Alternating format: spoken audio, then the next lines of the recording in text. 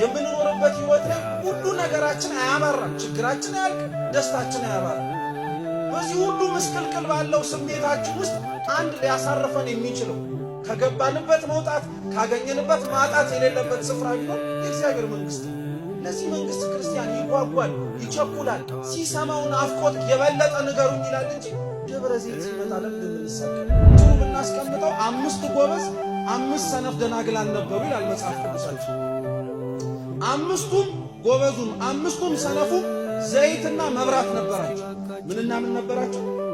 ዘይትና መብራት ነበራቸው። ታሪኩን ስትቀጥሉት 5ቱ ጎበዞቹ በደንብ አድርገው ዘይታቸውንና መብራታቸውን አመጣጥነው ይዘው ሰፍረው ቆጥረው የክርስቶስን መምጣት ድጋሚ ለፍርድ በክበበ ትስብእት በግርማ መለኮት መገለጡ ዳግም ምጽአት ብለን የምንጠራው ከቃሉ እንደምትረዱት ምጽአት መምጣት ማለት ነው።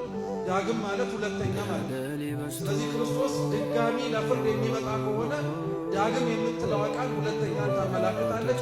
መጀመሪያ መጥቶ ነበረ ማለት ነው።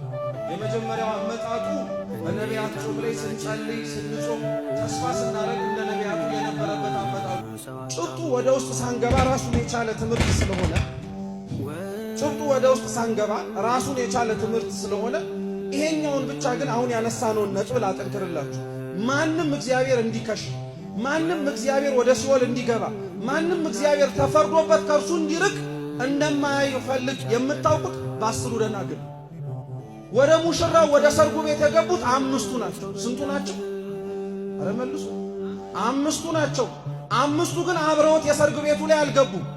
5ቱም ያልገቡትም 5ቱም የገቡትም ግን ጉዟቸውን ሙሽራው ከመምጣቱ በፊት ሲጀምሩ ግን መብራት ይዘው ነበር አልያዙ? መልሱ እንጂ ዘይትስ ይዘው ነበር አልያዙ?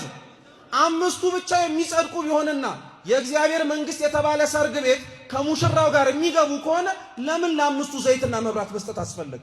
በጣም ብዙዎች በመካከላችን ለሲኦል የተፈጠሩ ይመስል ከጽድቅ ይልቅ ለኃጢአት የሚያድናደላ ሰዎች አለን። በቃ እኔ ለሲኦል የተፈጠርኩት ራሱ እያልን የምንናገር ሰዎች አለን።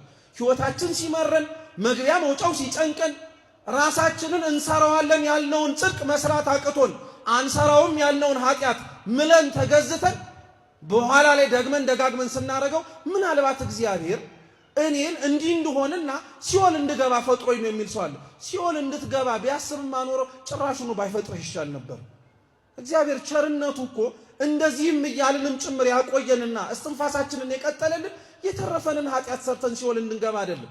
እንዲህ በምንልበት አንደበታችን እንኳን የጽድቅን ምክንያት ማግኘት የሚችል ከሆነ እኛም ወደ ጽድቅ መግባት የምንችል ከሆነ ስለዚህ በዛ የሰጎኑ እንቁላል ሁሌም ከፍ ብሎ እንቁላሉን ሰገነቱ ላይ ጉልላቱ ላይ ቀና ብለን ስናየው የክርስቶስን ዳግም መምጣት ነው የሚያስታውሰን። ተስፋ ያልቆረጠብንን አምላክ ማለት ነው። ተስፋውንም የሚያደርግብን ከጽድቅ ወደ ኃጢአት ስንጓዝ መልሰን ከኃጢአት ወደ ጽድቅ ልንመጣ እንችላለን ተስፋ የሚያደርገን አምላክ ማለት ነው። ስለዚህ ስለ ክርስቶስ ዳግም መምጣት ክርስቲያኖች የሚፈሩት የሚሳቀቁት ነገር አይደለም። እንዳልኳችሁ እንዲሁም የምንናፍቀው ነገር ነው። ምን ለዚህ ዓለም እውነት ኖረን ራሱ የሚያጓጓ ነገር አለ? ሁሉም የኖሩት እኮ ጥለውት ሄደው ዝናቸው በዓለም የተነገረላቸው አይሞቱም ጭምር ተብለው ራሱ ሰው ሁሉ የተንከባከባቸው ሰዎች ጻድቁም ኃጥኡም እኮ ወደ መቃብር ገብቶ ምንም የሚያጓጓ ነገር እኮ የለው። እውነቴን ነው የምላችሁ፣ ምንም የሚያጓጓ ነገር የለው። ሊያጓጓን የሚችል በዚህ ህይወት ምናልባት አንድ ነገር ካለ በዚህኛው ህይወት ተሻግረን የምንገባው ሁለተኛው ህይወት እንዳለ ስለምናውቅ እሱም ከእግዚአብሔር ጋር መኖር ነው። በዚህ ህይወታችን ክርስቲያኖች ብቸኛ የምናፍቀው ነገር ቢያደርግልን ሳንሞትም ከእግዚአብሔር ጋር መኖር ነው። ሞተንም ካረግን በኋላ ከእግዚአብሔር ጋር መኖር ነው እንጂ ሌላ ምንም የሚያስቸኩለን የሚያስናፍቀን እንድንኖር የሚያጓጓን ነገር የለም። ምኞታችን አያልቅም። የምንኖርበት ህይወት ላይ ሁሉ ነገራችን አያባራም፣ ችግራችን አያልቅ፣ ደስታችን አያባራም። በዚህ ሁሉ ምስቅልቅል ባለው ስሜታችን ውስጥ አንድ ሊያሳርፈን የሚችለው ከገባንበት መውጣት ካገኘንበት ማጣት የሌለበት ስፍራ ቢኖር የእግዚአብሔር መንግስት ነው። ለዚህ መንግስት ክርስቲያን ይጓጓል፣ ይቸኩላል። ሲሰማው ናፍቆት የበለጠ ንገሩኝ ይላል እንጂ ደብረ ዘይት ሲመጣ ለምን እንደምንሳቀቅ